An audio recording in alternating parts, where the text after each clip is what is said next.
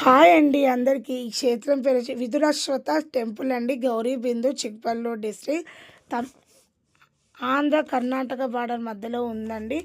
ఈ గుడికి విదురాశ్వత అనే పేరు ఎలా వచ్చిందంటే, పురాణ కాలంలో మహాభారతంలో కురుక్షేత్రం జరుగుతున్నప్పుడు కౌరవులు అందులో మరణిస్తారు. మరణించినప్పుడు వాళ్ళ రక్తము ఏరులాగా పారుతుంది. అది పక్కన ఉన్న విదుడు చూసి తట్టుకోలేక కృష్ణుడిని ఇలా వేడుకుంటూ పాప విమోచన కలిగించమని చెప్తాడు. కృష్ణుడు పుణ్యక్షేత్రాలకు వెళ్ళి రమ్మని చెప్పి సలహా ఇస్తాడు.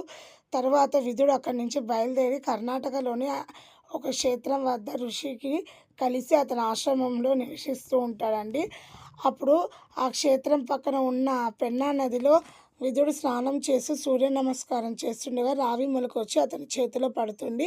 ఆ రావి మొలకను తీసుకెళ్ళి ఆ ఋషికి చూపిస్తే ఋషి వచ్చి ఆ క్షేత్రం పక్కన విదుడిని నాటమని చెప్తాడు. నాటమనగానే విదుడు పొయ్యి నాటంగా చిన్న చెట్టే మానవుతుందండి. అలా దానికి ఆ చెట్టుకి పూజలు సాగిస్తూ ఉంటారు.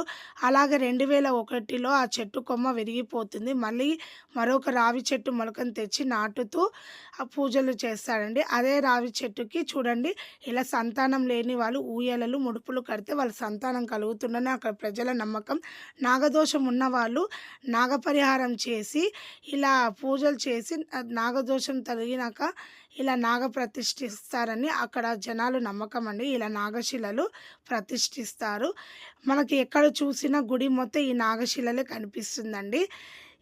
నాగశిలలే కనిపిస్తుంది. అలాగే ఆ రావి కొమ్మని సంస్కృతంలో అశ్వత అంటారు. అందుకే విదురాశ్వత అనే టెంపుల్ పేరు వచ్చిందండి. Thanks for watching.